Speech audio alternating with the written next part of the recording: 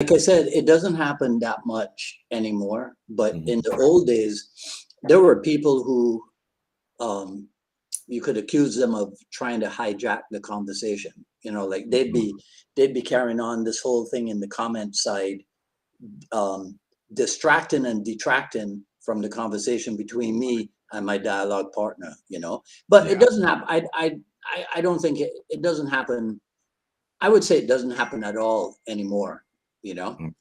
Anyhow, Mm-hmm. so if you are tuning in, ladies and gentlemen, this is Dwight Woods, the Jeet Kune Rebel, and this is episode number 248 of the Jeet Kune Dialogues. As you're logging in, if you'd be kind enough to say where you're logging in from, hit the like button, and feel free to continue doing so throughout the dialogue. If you're catching the simulcast over on the YouTube, please be sure to like, subscribe, and hit the notification bell. If you enjoy my work and you'd like to support the program, please visit jkdrebel.com, click on the Rebel Gear link, and that's where you'll see stuff like this. The UMAA, this is one of our official t-shirts for Miami Jeet Kune, and it's a tribute to Ted Lukai Lukai and an old Inasano design. So it's what we call the Kali JKD t-shirt. So you can get that at jkdrebel.com. Click on the Rebel Gear link. Also available as hoodie, sweatshirt, long sleeve, short sleeve, all that good stuff. But of course, the best thing you can do is to share this video and spread the word about the Jeet Kune dialogues. Okay, enough talk from me. My dialogue partner today is a guy who, in my opinion, should be much better known in the JKD world. He was quite possibly the first, he'll verify for us, the first person to start the search for the sources of Bruce Lee's notes in the Tao of Jeet Kune. So without further ado, Joseph Powell, welcome back to the Jeet Kune Dialogues. Right. What's happening? I forgot, to be honest, that you were on the show as part of a 4-person panel a year ago, almost a year ago, with Steve Grody and Terry Valor and Sean Rudy, right, and a bunch of people. That was a lot of fun. Yeah. I really want to get on here with Bob Landers and Ishmael. Can you imagine if all 4 of us was on that? That'd be a madhouse. Yeah, right. All right. So refresh everybody's memory then and tell us how and when you got interested in Bruce Lee, and then we'll go from there. Okay. It happened. I was a big Bruce Lee fan when I was about 17 years old. I used to collect the Marvel comics back in the 60s. Man, me and my cousin, we had a stack. When we left home, grew up and left home, and we came back home from the service, our mother threw all of them out. We like, what did you do? But anyway, it's about 17 years old.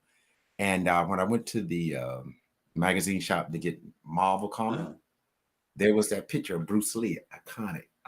For some reason, it caught my attention. Okay. And I picked that up when I was 17.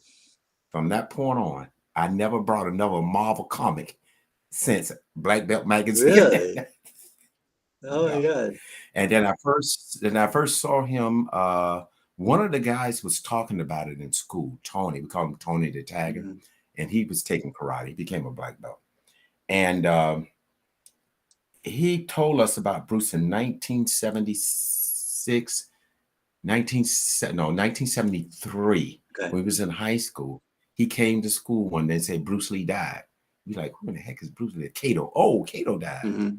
And that's when I got interested to find out who this guy was. Plus with the magazine. Right. Okay.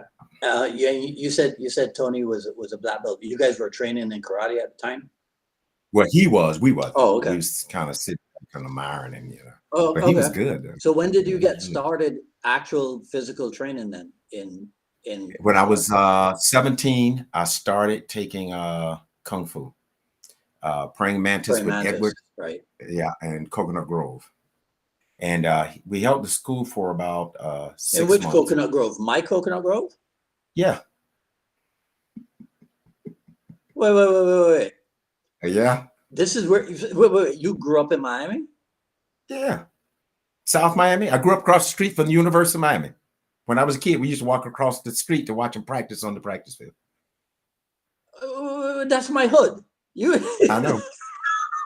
Yeah. Kendall, down in the Kendall area, Homestead area. No. Miami area. No, SoMe is my hood. Really? School was in Kendall. Yeah. Yeah, but SoMe is my hood. In fact, let's see. 2 nights ago, I was on 59th and 59th Avenue, and anyhow, I was over by the South Miami Post Office. You know what I mean, right? Okay, that's my hood. What are you talking about?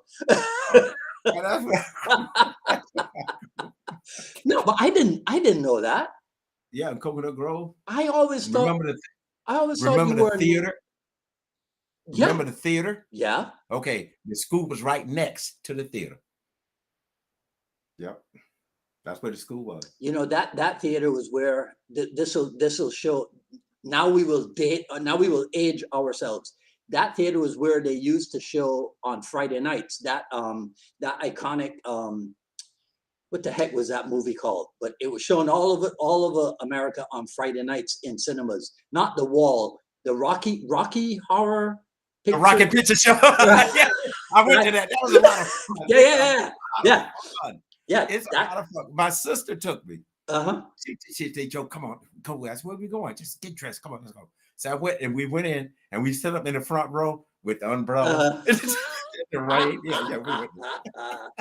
Yeah. My sister took me. Yeah, that's I mean, a long time ago, they converted that theater into another post office. Right? Really? Oh yeah. Mm-hmm. If you were to go down Grand Avenue now, I don't know if you would even recognize it. Yeah. Probably. Yeah, there's a lot of buildup that has happened, even in the time that I've been here, the past 36 years, right? Mm-hmm. Yeah, I had no idea. I always thought you were a Northern Florida guy. Mm-mm. Oh, okay.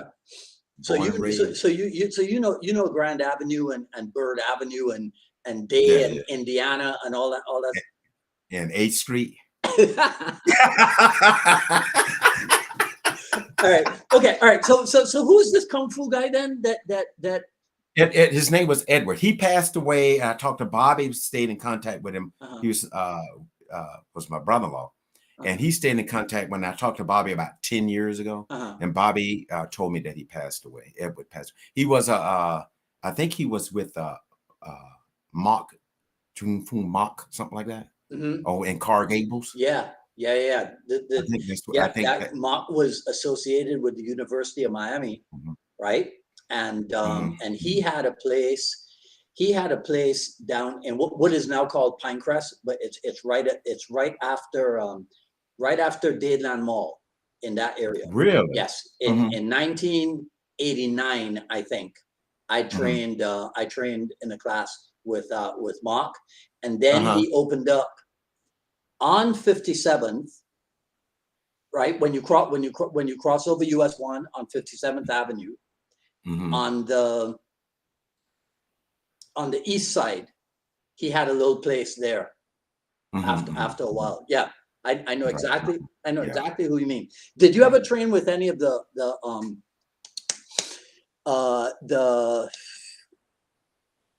Walloon people too down here? Shelly, I forget her last name, but Chan Poi from Orlando, he had some representatives down here too in Walloon Kung Fu. Did you know those? Was Walloon on 8th Street?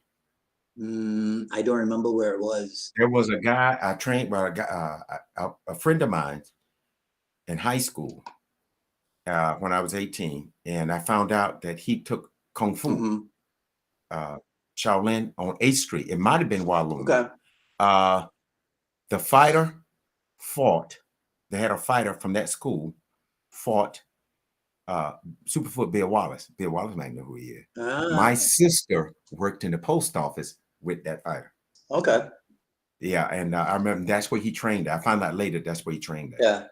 And I went to that fight when he fought in North Campus. Right. Junior college. It was a junior college. Now it's full of college. Yeah. Okay. So I'm jumping around here in your chronology. So, but I mean, because you have coached a number of fighters throughout the years, right? So, what was the inspiration to get into coaching and all that stuff? Bruce Lee's Really? Jeet Kune. That's what got me interested in it. Plus, I got interested in it when we lost the school. I had nothing else, no place to go other than karate school. But when I got the dial, I started thumbing through it. I started recognizing some of that boxing. I'm like, man, this is boxing. You know what? Maybe I need to go to a boxing school. So I went down in Coconut Grove to the boxing. What was that boxing gym down there? To the PAL on Grand. That came years later. There was one before that. Near the boat where they held the boats. Where they put the boats at? Oh, Cocoa Walk down that way. Yeah. Down on Bayshore. Down on Bayshore. Yeah, Bayshore. What the hell was it? I want to say Loomis, but that's not Loomis Park. Loomis Park is on South Beach. Not. We used to call it Hippie Park. Well, I mean, but that makes sense. It was Coconut Grove, right? It was. We're talking about the late 60s. Yeah. That was yeah. I could see why they would call that. Hippie Park. Man, what the hell? Yeah. What was the name of that gym? Wasn't it? It's not Loomis, right? It's not Loomis. No. You know what? Let me see if I can. What was his name? I know they closed down. Then I had to go to Tropical Park. Right, with Dave. You know, and that's when I met Jose Ribalto and those guys. You know that. But they used to train there. I believe they used to train there at there in Coconut Grove too for a while. They left and they went with Dave. Probably. Listen, you know that there's still a boxing gym at Tropical Park. You know. Yeah. That's where I used to train at with Dave. Okay. Yeah. Yeah. It's still there. Yeah. It's still there. Let me see if I can find. And Jose Ribalto, when he was 18, before he fought Tiger, he was 18. And man, Spotty boy, he used to smoke me right there. He was 18. And he used to smoke my butt, man. 18 years. And I was like 20. And he manhandled me like nothing flat. Do you remember? Okay. I'm trying. See, of course, if you do a Google search for boxing gyms in Coconut Grove, all they're going to talk about is what's going on today. Yeah. Okay, I got it. Virik.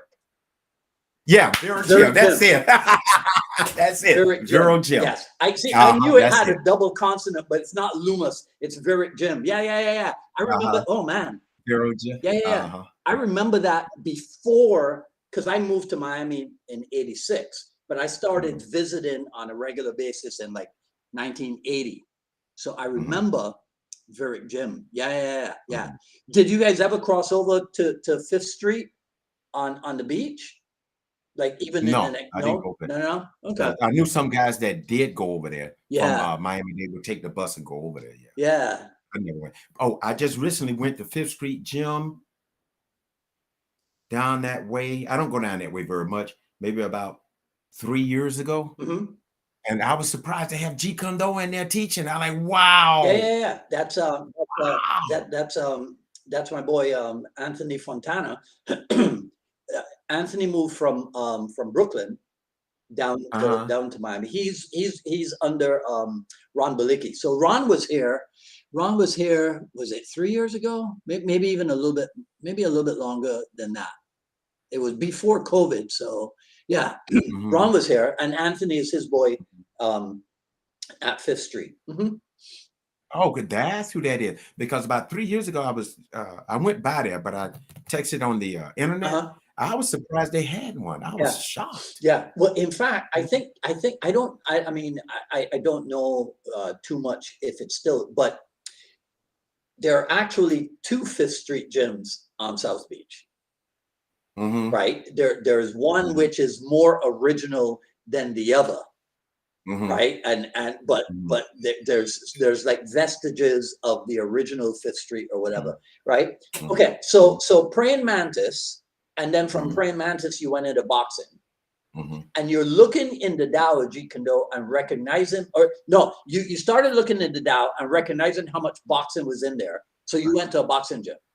Right. Okay. And then what? What's the next? And then, okay, then I continued to train there. I was going to South Dade Junior College, and I happened to go into the library for some, completely something different. Something told me go into the sports section and see if you find anything on boxing. So I did. No. So when I went in there, this is about 1976 or 77. I pulled out that book. I recognized some of these. So I took it, I checked it out, took it home. I woke up 12 o'clock at night. Then I decided, something told me, wake up 12 o'clock, open the JKD book, brought that book, like, holy crap. Did you say it? I had nobody to talk to in the room. This is 1977. Yeah. Oh my God. That's when I saw it. Okay. So now you realize that Bruce Lee's notes are taken from at least Hazlitt's book, right? Yes. Okay, because in all honesty, I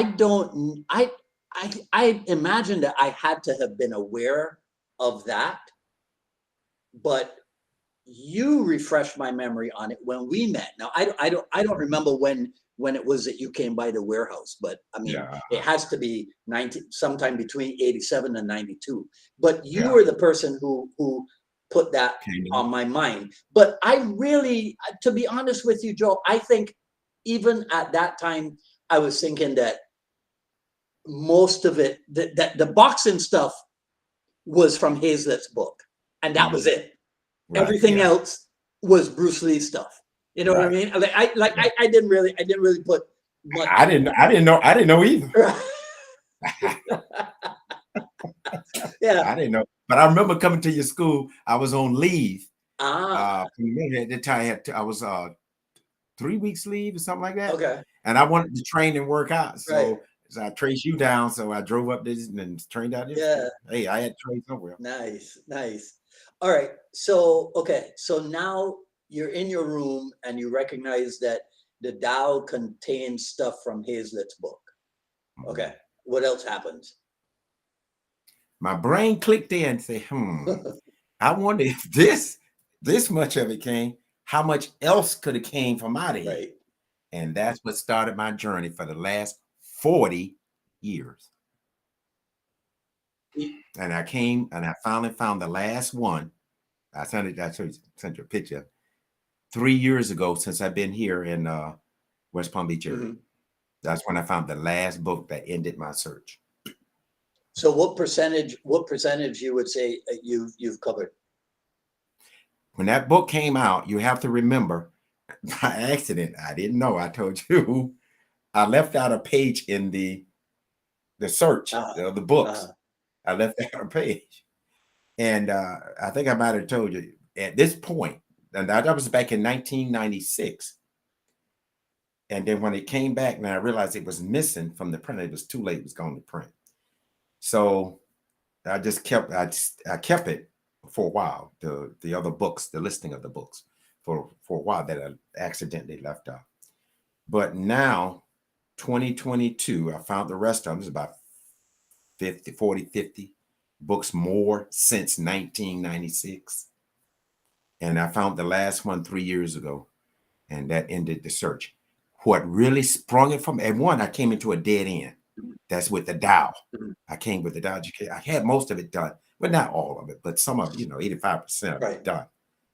But then when John Little came out with his book, with commentaries, I started, when I started thumbing through it, John Little book, JKD, Jeet Kune Do, I started thumbing to it because I couldn't figure out why didn't Bruce use this book, that book, this book, that book, because I don't see it. This is a good book. He didn't use none of them. But when John Little came out with his, I recognized it immediately. I went to the shelf. There it is. There it is. There it is. He did use it. And that's what really sprung it from me. and that's what ended it right Well, there. that's because Gilbert Johnson had Mhm. access to certain volumes of Bruce Lee's notes, and then John Little had access to all of them or the remainder of them, right? Is that Right. John Little had published the ones that O'Hara left out, or you say Gilbert yeah? left out. Okay, And I'm saying to myself, why didn't you just use the whole thing? yeah. And John Little did that. He went ahead and got the rest of them, Mhm. and he published it, and that's what sprung it from it. And it was like a cakewalk, and I Right. recognized Okay, immediately right but there. Hey, one other thing, one other thing I like to say, do you think John Little published all of his notes? Or maybe he could have left some out too. wow. Hmm. I don't know, man. Ask him. I don't. Ask I him. don't know. I And don't. get on the phone and I ask him. don't. I don't have. I don't have. I don't have too much. I don't have too much going on in the book publishing department. You're doing fine. You're doing good. Right. Oh. Okay. So, all right. But now clear this up for me. Mhm. So, in this book, right? Yeah. So Yeah. there's a large percentage in this book that's taken from other books as well. I won't say a large Okay. percentage, but yeah, I can. If you open it up, I can identify it. Okay. Okay. I told my I said, Coach, that he wanted to turn the gym. I said, yo, look, man, Okay. my brain is fried. Go ahead. All What right. you got? Page 236. The reverse upward bolo factors that all martial artists should know. Let me see it. Let me see it. I don't know if the light is good enough or not. Okay, those drawings was his trace. He traced that down. Okay. Those are his drawings, and I think that was from some movie or another that he did. That was his original drawing. That's not those drawings are in a section on the finger jab. okay. Yeah. Anyhow, right. But yeah, so okay. But all right. This is You know what? Okay, go ahead. this is the thing that I have to ask you though, because okay, so yeah. This is not a source book for this is not a book on the sources of the notes of Bruce Lee's notes of in the Tao of Jeet Kune. This is an instructional book. It's a textbook, right? How to do it. He gives you the theory. Yeah. I finished it out how to do it. Okay, right. But now you you do have your bibliography section, but that's what I consider really interesting. I don't know anybody else who has written a book on Jeet Kune Do instructional based on the Tao. You get what I'm saying? Right? Yeah, yeah. It's more so. James Bishop famously has done here are the origin sources, right? And right. Mm-hmm. you and I kind of helped him with some of that, right? With the right with the I think it's the hand-to-hand combat part, right? That was one Right. of them. There was that and the Penjak Silat one. I know for sure, and right? the Taekwondo.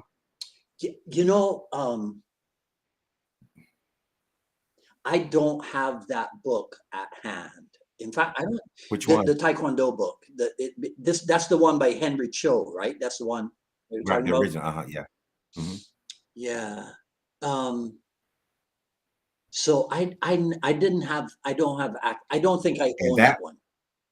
And that was, you can still get it. Mm-hmm. They want $200 for it. Yeah. You can still find it. Yeah. You can still find it. Okay. All right. I'll look around. Right. But yeah. But okay. But so what's the inspiration behind writing an instructional book based or born out of your study of the Tao of Jeet Kune Do? I'm glad you said that. RT said something about, I was watching him the other day. He said something about that. He said and we know who RT is. You gave him that name, so it's gonna stick. Please don't get So please, when you call him, don't get me in trouble. Right. Okay. He said that it's not an instruction. When he first got the doubt, just like me, I was the same way. RT said the same thing. When I got the doubt, he's kind of a little bit disappointed because he can't understand it. What is it? Mm-hmm. How do you do it? It's concept. What do you do? Mm-hmm. How do you do it? Mm-hmm. We see him doing it, but what is he doing? That's what started my launch. I'm saying is this. He has to bring it to, I always said this. He has to bring it to life. Mm-hmm. Let's see it. Then I can tell you what it is and how he's training. I got to see it. How do you bring it to life? Okay, that's karate. Okay, oh, that's judo. Right. Okay, that's jujitsu. Oh, that's boxing. Oh, that's great. You know, I have to see it. They have to bring it to life. When they bring it to life, then it solidifies and you can spot what it is. But they have to bring it to life. Okay, that's interesting because Cesar Polyakov, who writes on Facebook using his wife's account, so it comes out as Patricia Kamisato, but it's actually Cesar Polyakov. Mm-hmm. He said something about that the other day. He says that people always talk about how, you know, Jeet Kune Do is simple, direct, and non-classical, or simple, direct, and effective, and the art of Jeet Kune Do is simply to simplify, but nobody is able to give a simple description of it. And how do you recognize Jeet Kune Do if you see it? So how do you recognize Jeet Kune Do if you see it? I can't. Well, I can recognize because everybody's stylized now. But Ted Wong, he said something of that nature when he said that Bruce, when he trained, he did not philosophize. I kind of see him as a little street fighter guy on the street. I literally see him doing it. And he said that when he trained, he didn't philosophize. He kicked, he punched that bag. He did what he had to do. He brought it to life. Now you can see what he's doing. Right. Oh, that's boxing. Yeah. Oh, that's about. Oh, that's talking about. Oh, he's mixing it. He's bringing it to life. And Ted Wong said that when he trained, he trained. He didn't philosophize. Right. Philosophy in action. Yes, exactly. Right. That's right. Yeah. He just went to work, went to town, Jack. Yeah. All right. Okay. So now you're let's go back to research and what have you. So who are some of the people that you come across when you start doing the research? Oh, because okay. I said that you're not well enough known in the JKD world. You interviewed Edward Hazlett? Yeah. I got a letter. Once? I got a letter. Yeah, I talked to him several times. I got a letter somewhere stuck in the library in one of those books, but I got a letter. You're such a punk. I can't believe that. Well, I sent you some pictures of my background. Yeah. I've been doing my homework, and a lot of people don't know that. Yeah. I just been doing my homework. I just been quietly going about my business. All right. Okay. So tell us about some of the people that you came across then when you started your research on it. Okay. Hazlett, I interviewed him several times. I spoke to him several times. I spoke to Angelo Dundee about that, and I can tell you a story about the focus mitts. What he told me. Oh, he told me that Angelo Dundee. Okay, when I was out there, okay, let's go back when I was like 17, 18 years old when I taken boxing lesson with Dave, Tropical Park. He told me something that stuck with me for 20 years.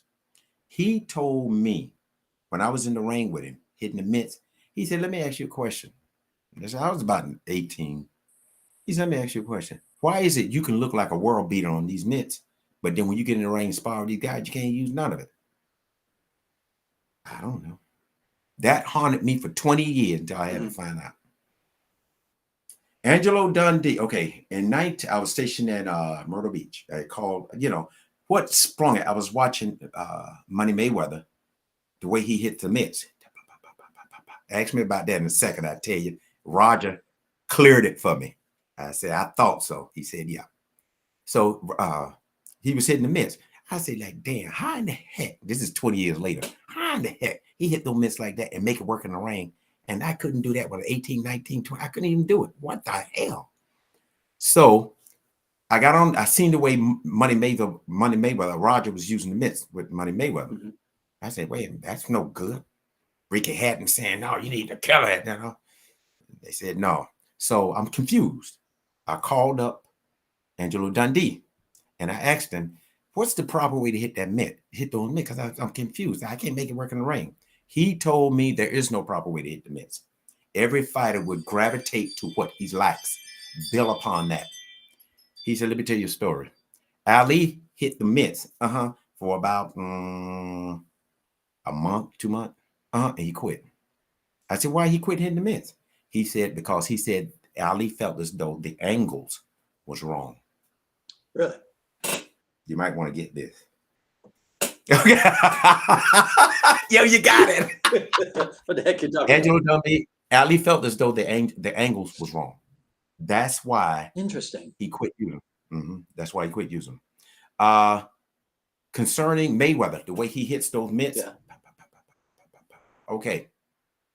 I had a theory behind that. So when I got in Vegas, I talked to Kenny Adams. Kenny Adams coached the Olympic team with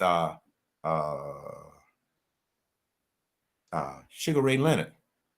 Those guys. Mm-hmm. That's who he was. He was the coach of the Olympic team with Sugar Ray Leonard, Spinks, and all those guys. Yeah, he was the head coach.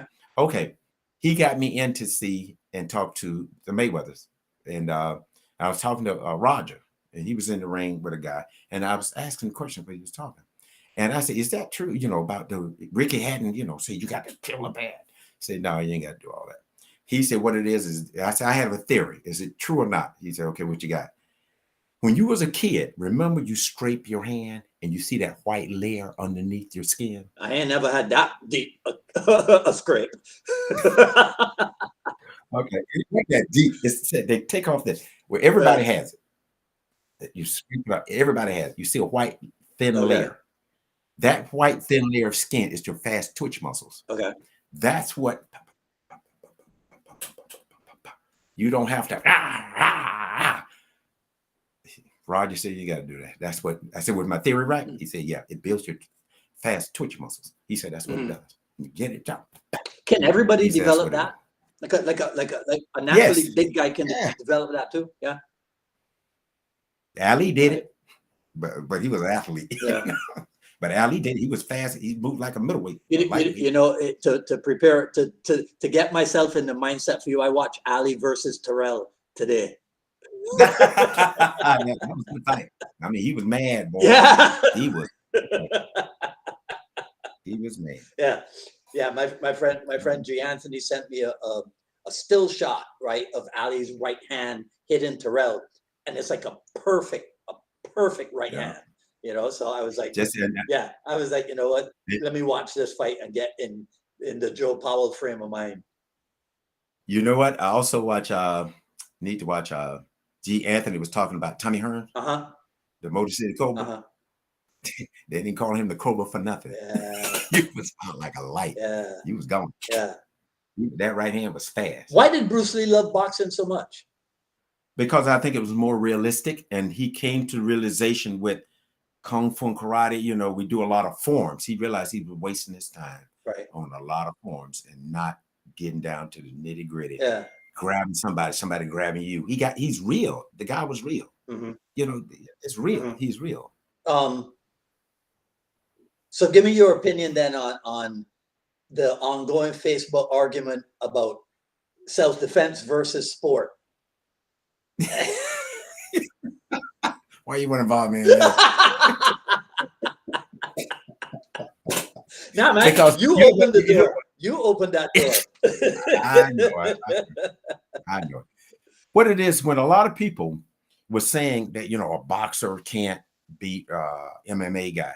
And I'm saying to myself, or can't beat a jiu-jitsu guy or whatever. And I'm saying to myself, what type of boxing are you talking about? Now, I sent you one that somebody need to read, see the movie Hard Times with Bronson. With Bronson. The final fight scene, you will see bare knuckle boxing or the Yeah. type of boxing that I do for self-defense, Yeah. that's it. That's real. What you watching was real. Yeah. Okay. So how much, and we're just going to talk old school boxing now. We're not going to, Mhm. in a few minutes, we'll talk old school fencing, but we're just going Okay. to talk old school boxing. How Mhm. much how much did old school boxing influence Bruce Lee? 100%. That's what those books are. 1920, 1930. That's a different type of boxing. And I kept telling y'all guys that this is a different type of boxing. Mm, When y'all say boxing, you looking at modern, but your hands like this. right. Not them guys. It was like this. It was like this. You see it. Mayweather do it. Ali do it.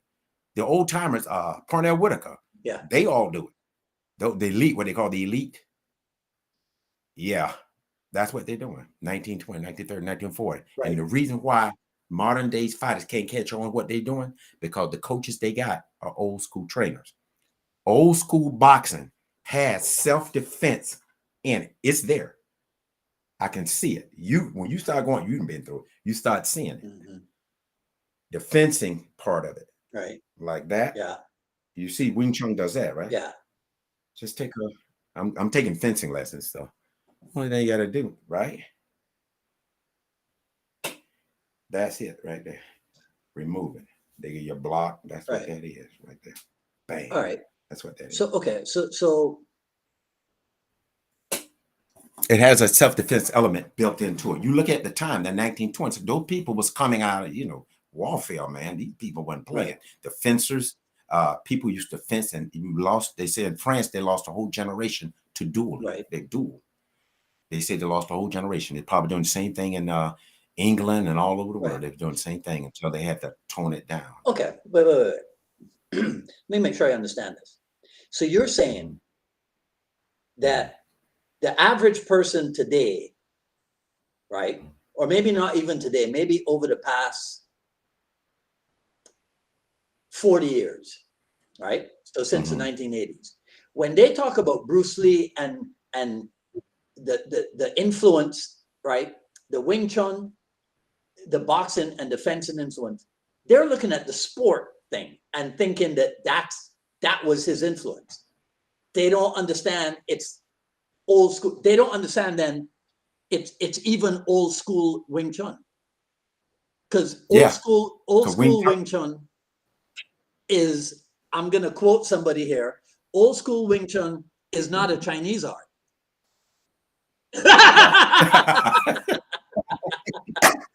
Keep going. Keep going. Who said that? Right? So okay, so what are they missing then? What's the delusion that people are operating under? What are they? If you look at the Chinese martial arts, they codify everything. Mm-hmm. Everything is codified in order to learn, to teach, to learn. Mm-hmm. That's how they pass their knowledge down. Through, if you look at Asia, everything is codified. Mm-hmm. To me, this is not boxing. This is fencing. I mean, this is boxing. This is not Wing Chun. This is boxing. I can prove it.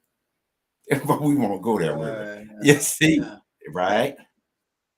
Right? Okay. The Europeans seem to be more, hey, either you or me. And there was no, let's say, they're not as codified. They're not codified. They're more fluid. Okay. Because that's the end results is to knock you out or you're going to knock me out. And I think that's where, and if you look at the Chinese art, they don't have no, if you look at it back in the 60s, they had no gear, no protected gear to take hard shots. They had none of that. But the Europeans had it. The Japanese had it. But the Europeans didn't, but the Chinese never had it. So then when they got hit, bang, they wasn't used to getting hit. They're so used to doing katas. That's why I kind of leery about Kung Fu, because to me, you don't know what you're getting, because they'll teach everybody else something different. Yeah. And then if you're not one of the last students or whatever, so he can pass his knowledge on, I asked the question, what about the other 10 that you didn't pass that secret knowledge on? Now those 10 go out and open up schools thinking they have the real thing when they don't. But then if you go to boxing or whatever, you're going to get it, whatever you want. They'll give it to you. Yeah. Huh. That's That's what- yeah, that's a lot to think about. The all right. I mean, can I yeah. can I Go ahead, say go ahead. one other thing? I saw the YouTube channel when Bruce Lee saw that fight between the crane master, those two masters from the 60s or whatever. Bruce Lee started fighting. He was on the phone talking to uh, Daniel Daniel Lee. Lee, I Uh-huh. believe. Uh-huh. Yeah, he was embarrassed. Bruce was embarrassed. Like, really, really, really? He was embarrassed. But then he went through something similar. He like, what the heck, man? Oh no. But like I said, plus he started working with Joe Louis. You know, he started seeing things differently. Mhm. But I think he was embarrassed to see that. Oh, this is kung fu, really? He was embarrassed. The way he talked and his tone said, Yeah. these guys are getting smoked. What was it in the 70s that the kung fu guys went to Thailand and got decimated? Was that in the 70s too? Do you remember? You know what I'm talking? Which one? This was, Oh, you mean from Japan? was it Japan or was it in Thailand? Now I'm trying to remember. No. They sent three karate guys. I think a Yoshiyama guy. Oh, I got a story about that too. Yama, you probably already know. They went over there. Three guys. Chinese went over there too and challenged them. Right. They got smoked. Yeah. Yeah. Kung Fu got smoked. Well, anyway, those Japanese guys went over there. Three Japanese guys went over there. I wish I had the picture. I show it to you. Well, you already know. And one lost, one won, and the third guy had to win because that was going to be it. You will not guess who that third guy was. And when he went back to Japan, he dropped karate and went total kickboxing. Dan spoke about it. I knew he was talking about that. He said he beat the Thais at their own game. I knew exactly who he was talking about. I got the article in there. That would. And that karate, yeah, you know the guy. Remember in Yoshiyama Yeah. books on karate? Remember you seeing one kid like this and he started breathing and in the picture like that? Yeah. Maybe if I go grab the book, you'll see who it is. But anyway, that's who that third guy was that won. And when he got back to Japan, he went total kickboxing and became a champion from that point on. That's who Dan was talking about. He beat the Thais at their own game. That's the guy in that book. In Oyama's in Masoyama's book. That's who that was. He quit, and that's what he did. When he got back, he quit Yoshiyama. That's what. Who's that guy's name? What's that guy's name? You know his name. It's not Fujiwara. I think that's who it might. No. This guy in the 67. Just give me 1 second. Okay. 1 second. Okay. All right. Well, while Joe goes, let me see if I can look over here. And all right. Hey, Terry Valor. Hey, James Bishop. Your name's going to come up probably more than once in this discussion, James. Tony Labrador, Russell Fuson. All right. No, Mick Tully, Terry Valor doesn't ever sleep because he knows that if he does, you'll bump him off the throne, right? Not the comics. Hey, Tim Red Tiger. All right. Okay. The usual suspects. Sorry. I'm back. Okay. Mark Black is here. Sorry. Yeah, I'm just looking to see who's there. Hey, Ramon Diaz. Right. Okay. All right. Cool. All right. What do you got?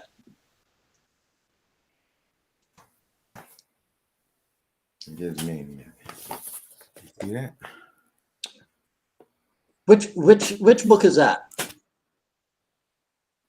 Oh, that's that. Okay. Hold on. Okay, that's the guy. Hold on 1 second. He's in all of them.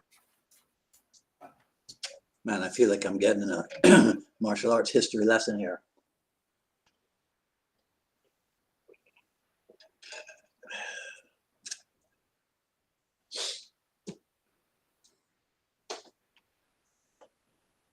All right, so Tim, you asked where does George Foreman fit in? That's an interesting question. I'm not sure. Tim, what do you mean? What do you mean by that? Red Tiger, what do you mean? Where does George Foreman fit in? Oh, George Foreman for old style too. Ah, okay. So Red Tiger is onto If you something. watch him, yeah, that's old school. You see, he did a lot of this. Okay, yeah. I That's old see. school. I see. All right. Yeah, yeah. I should just shut up and let Tim Red Tiger interview you. Yeah, we can do that. I could learn something. Now that? that I know that book. Yes, I have that book. That's the Ibuki breathing and what have you. That's the same guy? That's the guy. Okay. That's him. That's him.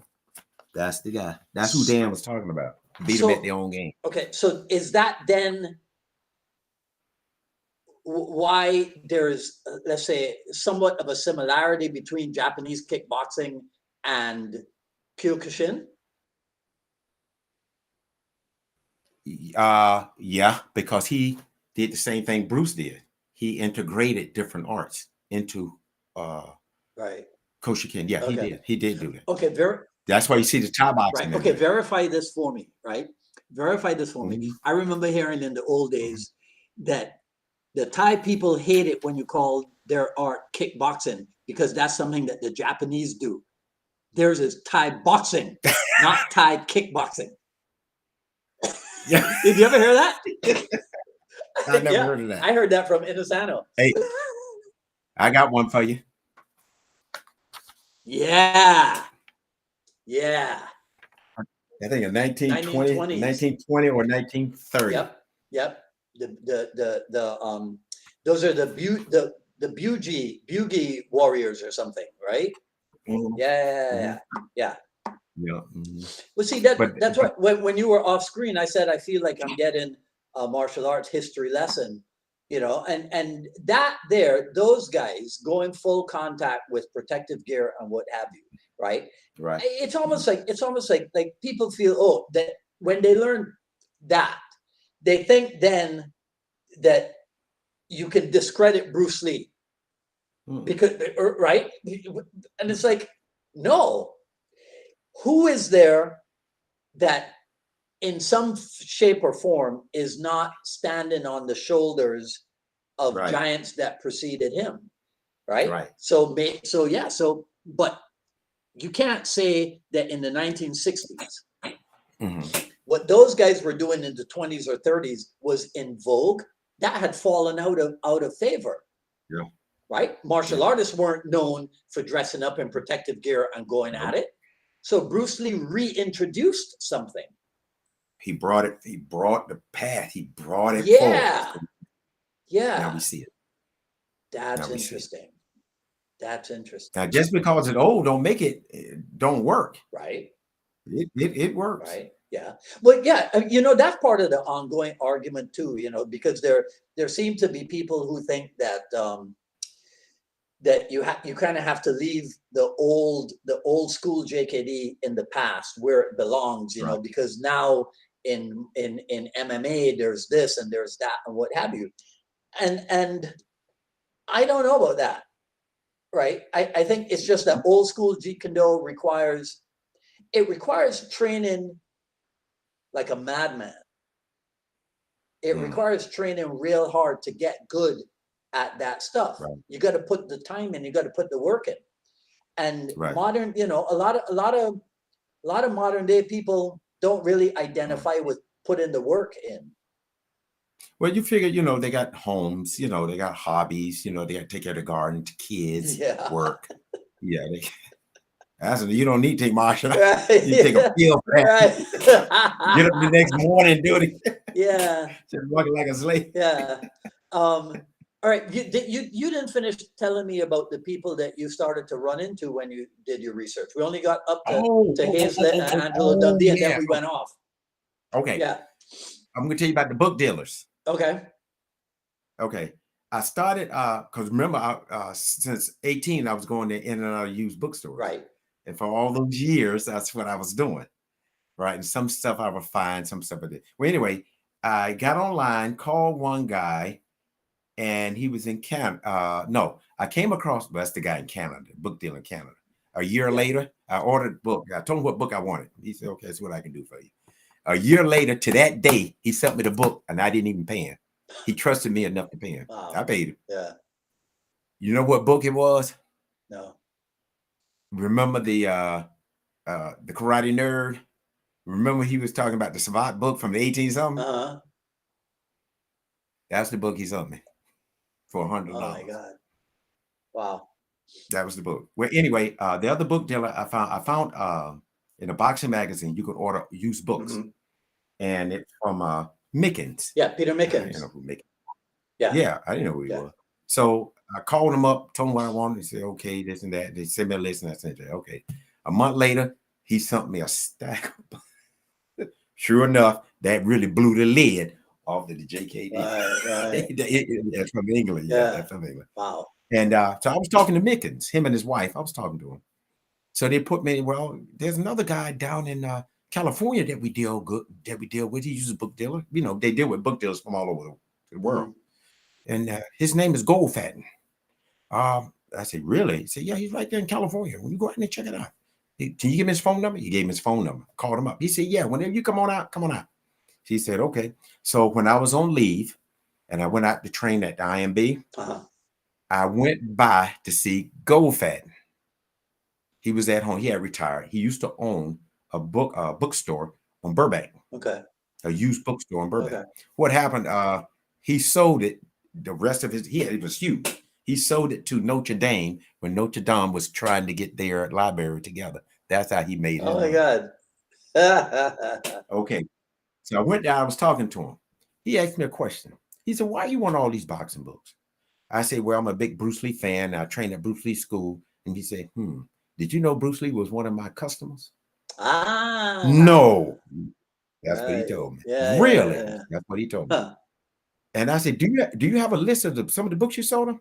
I can find it. So he sent me one of the lists that he sold, the books that he sold. Interesting. He said that he kept the books in the back for him in a pile, behind the counter. Yeah. He said he just threw them on the floor and kept a pile because he knew he'd be in. He said when Bruce showed up, he walked out with two or three shopping carts full of books. And he said I asked him how often did he come in? He said he would come in maybe every 2 or 3 months. But he said I knew what he wanted, so I would keep it for him. So that's how he got his books in his library. Sweet. Go back. Sweet. Yeah. Hey. Also, I was going to go off on another tangent and ask you to tell me stories about you in conversation with Richard Bustillo about boxing.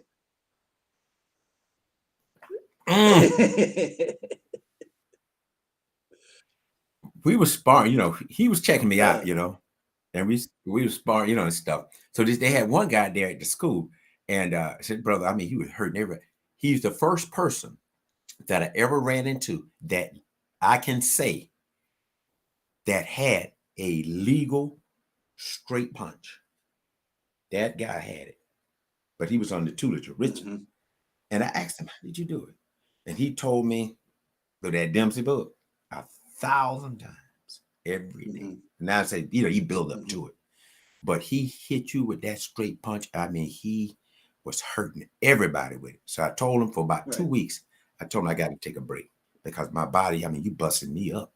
I have to take a break. He said, okay, Joe, no problem. So I took off for 2 weeks. I was reading the Heslett book and how to throw that check hook out like this, but like that, come up under. But anyway, I started working on that. So we had a school competition with Richard there at the IMB. There had to been about 30 guys there, and they had to spar. He said, okay, real sparring, real going at it. Now, I didn't know that until I turned around and looked, but they had the straight punch. Now, he was busting me up for 3 weeks with it. I couldn't take it no more, so I told him I had to quit. He pointed to me behind my back, me and him. I'm like, what the heck? Because he bust me up again. Yeah. So what he did was when we got in the ring, sparring. He caught me with that straight punch. Bang! I was stunned. I went back into the ropes. He had me dead to right. Like this, my inner brain, I knew what Roy Jones was talking about. The inner mind told me, wake up and catch him with a hook. Pull that stagger back. He came in for the kill. When he came in, bang, there he went. He didn't bother me no more. Do you remember? Do you remember his hook. name? What was his name? Richard, what's his name? It was a brother out there. It wasn't Bob. What was that brother's name? I forgot his name. This was the IMB. What year? Like what time? What time period? Who was out at the IMB doing that? Because the IMB opened up in '84. The 90s. Okay. The early 90s. Because I was at the base in mid 90s, I believe, or early 90s. Okay. I believe that's when I was. All right. I have to check the cards and stuff and see about it. But I called him with that checkbook. That's what I'm working on for 2 weeks from the Hesley book. Yeah. Boy, my mind just woke up.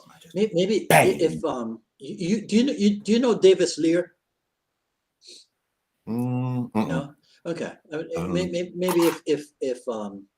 if Dave hears this, he might know who the guy is, because Dave and Cameron Rico were two of the biggest boxers, you know, at the Kali Academy and then at the IMB and what have you. IMB, he might know who it is. Yeah.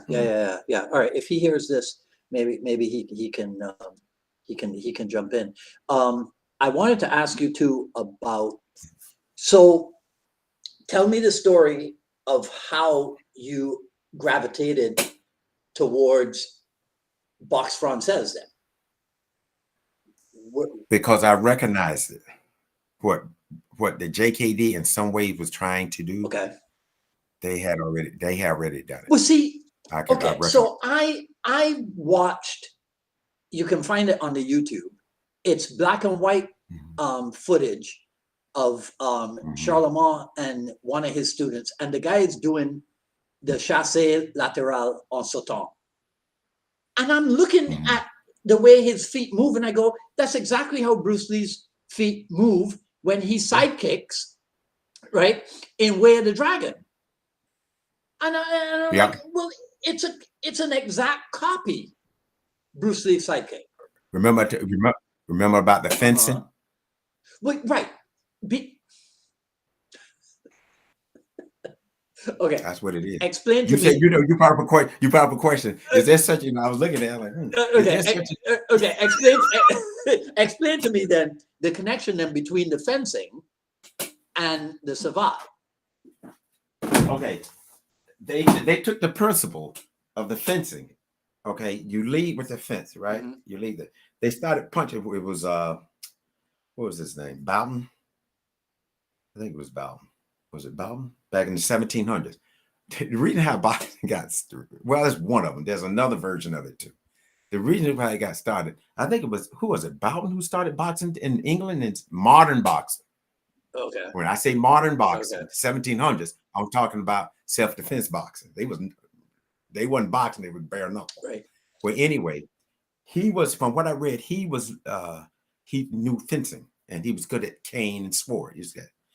They did carnivals and people would gather around. That's the way they make their money. From what I read, that people wasn't showing up at his booth. He had to do something. So he started fighting against another guy, challenged the locals, bare knuckle fighting. Right. But it came from fencing. Right. He just took the fencing and he hit it. I'm going to tell you a story about that too, which is a true story. The guy told me what happened. Well, anyway, that's how modern boxing, which is self-defense boxing, got started, because it still was fencing based. Right. They didn't have a lot of movement. They developed over a period of time. Right. And the French put their feet in it, but the old school British boxing, with Charles Bronson, they had kicking already in there too. Right. But it actually came from boxing, came from fencing. One thing I want to tell you is this real quick. When I first was stationed in Spain and I joined a boxing club there, this boxing team, they had one on base. And one of the guys told me there was an old man there teaching fencing before the boxers. That was like a year before I got there. He quit by that time. They didn't have many people. But he told me that a an hour before the fencers come, I mean, the boxers come in, the fencing guys was there, then they believe. He told me, this old man, this old Spaniard, he used to work on base, but he taught there, told him to stand there. And he did. He said, Joe, this is no joke. He took his fist and he lunged, with a lunge, how they lunge? With a lunge. He said that he drove him about 8 feet and till his body hit that wall. He had to go to the hospital because he said his chest ached and bruised for 3 or 4 days. He had to go to the hospital. He said that man lunged. He said, Joe, he hit me with his fist. Come to find out, that guy used to fence on the Spaniard Olympic team. So that thrust, he said that thrust was like a bullet. Yeah. So they was old school. Right. Huh. I mean, that's what he told me. Yeah, in reading the book and looking at the book and what have you. So I gotta ask you, the artwork in the book is this is your artwork or is this tracings of other stuff? Well, wait. Those are tracings from the actual books. Some of it is mine, but most of that one, I can't say that particular one. Here, I just realized I opened up accidentally. Yeah, you see that page. Oh my God! Look at that. So now you know. Yeah. Okay. But you have renewed my inquisitiveness about the connection between the Wing Chun, the boxing, and the fencing, because what I realized is that if you think that Bruce Lee was influenced by the modern era, you get it wrong. Right. Huh. It's in the past. Yeah. Bringing it forward. Yeah. Because it's still the boxing, the fencing, the wrestling, there's a combativeness to it. Right. Spinning back fist. We can't do that no more in boxing, right? No, you can't. But it was there. Right. And we know Bruce did it. Right. Chinese connection. You can't hammer fist in boxing anymore either, right?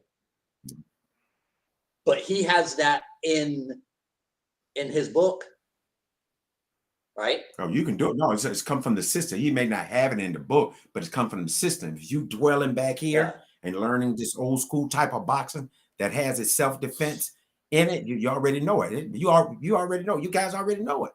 If I do this, you throw a punch, a pair of pop. Yeah. That's it. He threw again, pop, pop. That's the double pop, right? Bang. Okay. Bang, pop, pop. That's boxing. All right. Since we're talking boxing, since we're talking old school self-defense and what have you. Yeah. And since we're talking about people that you interviewed that you never told me that you interviewed, Jesse Glover. I say the name, you tell me the stories. I called Jesse. I talked to him several times. And I was asking about JKD, this or that. He said, yeah. He said, yeah, you got it. And I can see the fencing in that too. If you ever watch Jesse, when he threw the hand like that, he throws it, bang, bang. He takes that step. Right. He can't, bang. Remember he does that? Okay, I'm studying classical fencing. That's what that is. Because I can do that. Right. Because I know what I'm looking at. Right. Because a lot of people, we need to start studying a lot of the old stuff. Honestly, that's what we need to do. Because the modern stuff is geared for sport. It's not geared for danger. It's geared to spinning back fits, for an example. They took it out of it. The only place we saw it was in PKA. Yeah. But in the spinning elbow, they used to do all that. The old boxers used to do that. If you want to learn about JKD, study the old stuff. Because that's where it's at. Because it's coming up out of a combat. People was combat dueling. It came up out of that. So them guys are using their knowledge. Interesting. Because nowadays in sport, Anybody that gets hit by the spinning anything, everybody marvels at that, right? But they don't know that that's old school. It's like, right, because you're not being seen. Right. It's like the headbutt in Letway. Right? People forget that headbutt is old school. Right. And a headbutt to the stomach, to the tummy. That's old school too. And then they bring it up and knock you. Yeah. You know, when they hit you and you bend over, then they bring it up. Yeah. Well, you know, that's why sometimes you know, it might not be a popular sentiment, but sometimes having respect for old school, having respect for what came before, and not trying to replace it with all your so-called modern ideas, you know, sometimes there's a lot of merit to that, you know. Right. And thank you. And plus, can I say this is that if everybody trained in modern way of doing it, and then they run into you and you come out of left field with something different, he's gonna be confused. Because he said, what kind of boxing you doing? Yeah. Yeah. Are you still training people for competition? No, right? No. Right now I'm still studying the fencing. Okay. But what I'm actually doing is looking for a place. I found a place, but I want to park it. I don't want to rent, because renting to me is flushing money down the drain. I want to own the place, and I want to get all this equipment there, set it up, and teach people. If it doesn't work out for me, I'll rent it out. The thing is, I can't see renting throwing money down the drain. I'd rather own the building, own the land, then I can do whatever the hell I want. I hear you. All right. So talk to me a little bit about what Filipino martial arts brought to the table for you. Oh man, you talking about old? That is old. You can't get no older. That is old. You can't get no older than that. And you know what? We all, you know what? If you stop and really think about it, you guys need to really stop and think about this. Wing Chun, old school boxing. Well, let's say Wing Chun, boxing, fencing, Filipino martial art. Stop and think about it. It's all old. It's all old. And ain't nothing new about it. We can trace the history all the way back, right? They was doing it way back. We can trace the history. Yeah. It's old. And when we talk about modern, they took the dangerous moves out. Right. No spinning elbow. Well, some kept it in there like tie. But spinning back fist. None of that. You can't do that. They made it safer so we can compete and have fun. Right. Sounds like sport. Yeah. Because if not, we'd be killing each other. Like they might be. But we can still use the old stuff for self-defense. It works. Right. It still works. So what was the impetus for so did you get transferred or shipped out to California or something, and that's how you ended up training with Inasano and them, or no? Already read about him. I went out there, stationed at Bill Air Force Base. That's where I made my first trip, like you, 1980 something. I went out and spent the weekend out there. I slept in my car. I was one of them. Yeah. I slept in my car for the weekend, but that was one hell of a drive from Bill Air Force Base, Yuba City, North California, and I drove down to LA, and I spent the week down there with it. Oh, that's when Dan, at that time when I took the lessons, what's his name was there, and I met him, and that's when I learned the chicken step. Who was there?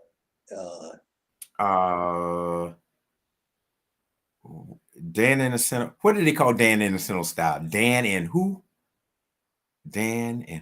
Filipino martial arts style. Lacoste. You see, Lacosta. He's an old man, bald head. What? Yeah, that was him. I met him. I met him. He was doing the class, and he was teaching the chicken step, and that's how I learned the chicken step. And then Dan had us hitting the heavy bag. And, I had some bog about it. That I was about maybe 20 something. Now hitting the heavy bag, and he was right next to me. And he was, I said, hey, old man, you better take it easy. Don't kill yourself. Take it easy. Oh, said, no. So, no, that's not Lacoste. That's if if this was the 1980s, it wasn't Lacoste because Lacoste had passed away. So it might have been Bud Thompson. No. It's a Filipino old man. He's bald. It's in the book. It's in Dan's book. He's in Dan. I recognize him. Yeah, a Filipino book. I recognize him. Yeah. Unless I have my dates wrong. I thought Lacoste passed away in 77. I'll have to look it up and make sure. I'm a terrible historian. I'm not like our good friend RT. I'm a terrible historian. But I believe that was him because I recognized him, and I didn't know until I got. But there's a lot of little old bald-headed old Filipino men, Yeah, that's true. I'm gonna get myself in trouble, right? Yeah, but that old man was teaching. He taught the chicken step before Dan broke us up and started hitting the heavy bag. Well, see, isn't it? But the chicken step, if I remember correctly, because again, I'm a terrible student, the chicken step is Villabril stuff. I don't think it was Villabril. Right? Well, no, it would have been him. Yeah. What the hell? Okay. Well, somebody will be embarrassed on my behalf. Mm-hmm. They'll be like, Dwight doesn't even know where the chicken step comes from. Yeah, that's because I don't use it. Right. Anyhow.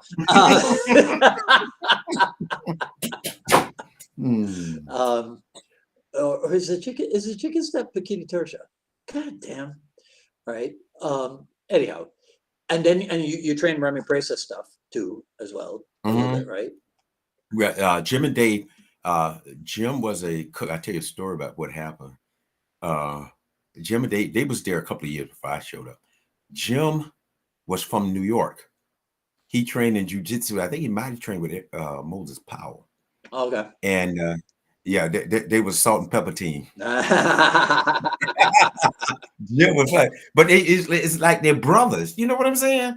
It was like they from and Dave was from San Francisco. Yeah. And it was like they brothers. That's like me and Neil Colliff, man. Yeah, that was like me and Neil Colliff. I mean, no reason for us to gravitate to each other. Right. The thing that brought the two things that brought us together was Bruce Lee and Dan Inosanto. That was it. There you go. And I come to find out from them that they trained with Remy Princess. Right. I got turned. I was training with Bill, another guy. He's a young kid. And I was training with him, hitting the mitts and stuff. And he told me a year before he was there a year before I got there, that about Jim and Dave. So he got me in contact with them. And then from that point on, I trained with them night and day, spending the night over their houses with the wide and everything. And they taught me the Filipino martial art. They taught me the Remy Princess system. And then they got me in contact with Bruce Jednick. Right. And I drove down to Sacramento. Yeah. And then I drove back up there again when Remy Princess was there for a seminar. I see. Okay. And that man was a teacher's teacher. He was that good. He was good. Really? I never spent any time with him. Jugnick has an interview of Inosanto, I think, on the YouTube. I love that interview. I think it's a really me too. Really good interview there. Lukai, you spent time with senior and junior. I called them and interviewed them several times. Oh, okay. And I talked to them about JKD and what I was looking at, what I was doing. And they said that if it was a rattlesnake, you sitting on it, it would have bit you. That's what they told me.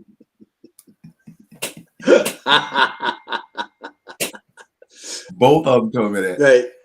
That's hilarious. Oh, I know what I give one pass on to you. When I talked to senior, and I was confused about the Chisao. And I asked him about that. He said the Filipino got something similar to that, Huba. Right. But he told me the highest form of sensitivity is to sense what he was going to do before he do it to you. The first person popped in my mind was Radar Wilfred Benitez from Puerto Rico. Okay. And you check him out on YouTube. Tommy Hearns had a hell of a time trying to hit it. Leonard had a hell of a time trying to hit him. He was known for that. And he was fighting grown men. They lied about his age. He won his title at the age of 16. They lied about his age. But they called him Radar because he was a counterpuncher. They couldn't hit that guy. You could, talking about, what's his name? What's that Italian fighter name out of, couldn't hit him with a grain of rice. He moved so much. But Benitez's upper body, he'd sit right in front of it, and you couldn't hit him. And he'd be moving. And then he'll counter the crap. He knocked out Duran. He gave Duran a working over. Okay. He beat Duran. He is good. But he told me that's the highest form of sensitivity. It's the sense what the guy's going to do. You count on him before he does. Well, I mean, in a sense, or give right. Inosano has told stories about Bruce Lee possessing that kind of ability too, right? Yeah. Right. They can sense what you're going to do before you do it. I intercept your emotional tenseness. Or there you go. Right. Right. Yeah. Exactly. But you think it's amazing. You can think that a human being can do that. Yeah. And I've been around with some amateurs and some good pros. They used to work me over. Do you know they will hit you or throw a punch out when you blink? Right. Yeah. Yeah. When you do that, that punch is already there. By the time you're normal blinking. Normal. When you blink, they hit you. It's that quick. Yeah. I'm like, dang, who does that, man? Right. Yeah, but they can sense it. Yeah. All right. So let's wrap this up. Okay. Since we're talking about old school and modern and what have you, people involved in JKD today, what are they missing? What part, as you would put it, the partakers of Jeet Kune Do, right? What are they missing? They need to go old school. When you talk about boxing, what are you talking about? To me, what are you talking about? The new modern, there's no spinning back fist, there's no elbow unless you go into tie. But then when you look at old school boxing that Bruce was using, yeah, they had all that too. They had it all. Same thing. Headbutts and everything else. Right. Study the old stuff. Get this is going to help you. Right. How did they get that? Well, they can. This is what it is. Can you see it? Yeah. 98, shipping including Alfonso Enterprises LLC, box 32986 Palm Beach Gardens, 334. Hold up a little bit. Is that 20? 33420? Okay. Yeah. All right. Guys, take a snapshot of that and organize that. You are old school. You know, you got to set up a PayPal thing or a Venmo or I forgot about that. I could set up a PayPal. Cash, I got to mail it in. Yeah, a Cash App or whatever. You know, yeah. See, that's like an ad in Black Belt magazine in the 1960s or 70s where you got to write a check, right? 80s. Yeah. You got to write a check and send it into it, right? Because I mean, I wasn't thinking. I'm thinking old school, Dwight. Yeah, no. Hey, listen, I got in trouble the other day. Dash Manuel put up a thing about how young people today would be confused if they went in search of Jeet Kune Do because they would end up online and there would be a whole mess. And I said, well, if you search for Jeet Kune Do near you and you find a school with a website that has a compelling headline, right, that makes you get in touch with them. And Ed Stahl said, he goes, that's a horrible idea. He goes, nobody, essentially, I think what he was saying is that young people don't do that. Young people go online and then I guess they click around on whatever the search results are. So they end up on Reddit. I don't even know if you know what Reddit is. They end up on Reddit or they end up on Facebook or whatever. So now they get themselves in a forum where you have all the Jeet Kune Do arguments going on. And I'm like, and they're more confused. Yeah. I'm like, God damn, that's terrible. Yeah. if that's what happens today, then man, I don't know if there's any hope. I don't know if there's any hope. Hey, Joe, did you see the news? Oh, wait, we haven't talked about Joseph Snyder. Oh, I just yeah. realized that. I came. Okay, Snyder. I knew Snyder. He the first one that came out. Whenever he said when the Dow came out, Right. but when the actual printing of it, or when I found out about it, I had already found the Heslett book. Right. And then I ran across his article a little later. So I never got in contact with him. Okay. But I kept the articles. That article, and I think it was that article in Black Belt, or where did he? Do you remember? I forget. No, I think it wasn't in Black Belt. It was one of the offbeats. Okay. Martial arts. Oh, okay. Okay. And one of them, who was it? Was it him? One of them was in Playboy. Was it Golden? Somebody was in Playboy. I got that out of him. All right. I don't think it was him. Okay. All right. All right. Let's call it quits there. It's Friday night. How did I do? I didn't do too bad. Shut up. You're not going to sleep, Dave. Yeah, no. I didn't do too bad, did it? All right. Well, okay. So let's do this then. Let's see if there are any questions. We talked about George Foreman. All right. James says boxing of that time, emerging out of the bare knuckle fight until he dropped, was far closer to actual combat than contemporary boxing. Yeah, that's very, very, very true. Old fish head here. What Tim Red Tiger is talking about, the picture behind you. Is that a fish head? Is that a fish? Okay. A total fish. All right. Oh, okay. So Greg Rhodes is asking if the old guy might have been Leo Heron, but Leo Heron wasn't bald headed, and Lucky wasn't bald headed either. Leo Heron had a full head of hair, and Lucky Lukai had a full head of hair too. What about somebody? You said somebody made a mistake when they called Dan Innocent something system. Dan and Lacoste? Yeah, people are always talking about the ILS, the Innocent Lacoste system. So that's so I mean that. So when you ask me that question, I that's what I thought, but I don't know, man.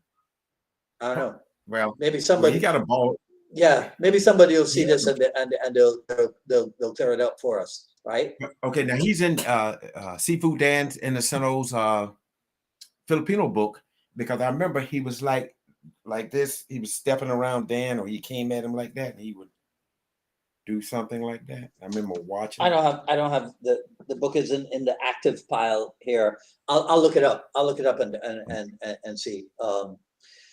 Because I'm trying to think of guys that I know came by. Because one, like Jack Santos. They say Jack Santos. They say he went out, but Jack Santos was. I remember meeting Jack Santos at the Innocent Academy. I'm trying to think who else. I can't think of it now. He was old. All right, we'll sort it out. Right. So Doc Garcia, he must have just come on, because he missed all that we talked about. But answer this question for him. He says, what's Bruce Lee trying to extract from fencing? Oh, no, he's probably talking about you. Doc's probably referring to you. What are you trying to extract from fencing? The best way I can describe it, remember, I described it to you like a house, and I'm just in different parts of the room, and each room has a different style. But you're in the house. You're in the house of JKD, but right. The house of JKD is made up of different rooms. Right. Now you're going to get yourself in trouble with that analogy, because if the different rooms are different arts, you're going to get yourself in trouble. But they the same art. They come from each other. Ah, okay. So fencing is one of the rooms. Wing Chun is one of the rooms. Old school fencing, dueling fencing. There's a difference. Right. Mm-hmm. Yeah. I got to tell you something about that dueling fencing. I looked up a little bit of that. The guys that have the pictures of the scar. I couldn't take it. That was too gruesome for me, man. They do it. That's when they go at it for real. Yeah, yeah, Yeah, they do. that's ridiculous. They say it's horrible to see. That's ridiculous. But it goes back to what But the point, James's comment about old school is very, very much like true combat, true self-defense than today with the rules and right. and what have you. You know, I mean, going until one guy drops, right? You know, there's a quote of Bruce Lee's. Let me see if I can remember it. It was something about you know, one shot is not going to do the job. You have to learn to endure. Yep. You know what I mean, right? Giving and take. Yeah, Give and take. yeah, Yeah, man. that's what he's talking. I tell Give you. and take. All But right. it's there's a difference. You got your self-defense. They went empty hands. They did away with the sword. They went empty hands. Yeah. It's Yeah. They was practical. The people back there, when I look, they're practical. Right. They were practical people. Hey, let's be sacrilegious and finish with this. So Inosano's been on the right track all along, huh? Oh hell yeah! We all know it. We all know. So I don't know why we trying to outdo him because we can't. People can is the man. We all right. This investigation of knowledge, wherever it comes from, right? There's actually something to that, huh? Yeah. Boy, is it? Boy, is it? But I mean, he really set us on a mission. Yeah. Bang. Yeah. All right, my friend. It's been a pleasure hanging out with you, man. Right. Okay. I'll put the contact information and what have you. There's an email address for you too, right? I have it. I'll put it in the show notes so that people can reach out to you if they need to. All right. But I want to say too, thank you for what you're doing. You're doing great. Stay at it. You, I don't care what they say. You stay. I don't listen to them. I listen to people like you. Stay at it, Dwight. You're doing good. And I just want everybody to know I'm still working at it. Don't think I ain't. Right. If I ain't thinking about it, I'm physically doing something. I'm taking a class in. I hear you. Trust me. I'm trying to buy a place big enough so I can park it. You know what I'm saying? I'm tired of moving. Yeah. I know what you mean. I want my own. I know what you mean. I know what you mean. All right, my friend. You have a great weekend, man. And we'll talk again. All right. Pleasure. Okay, man. All right. Thank you. All right. So that was episode 248 of the Jeet Kune dialogue. So I hope you guys had a good time with that. Joe's a great guy to catch up with.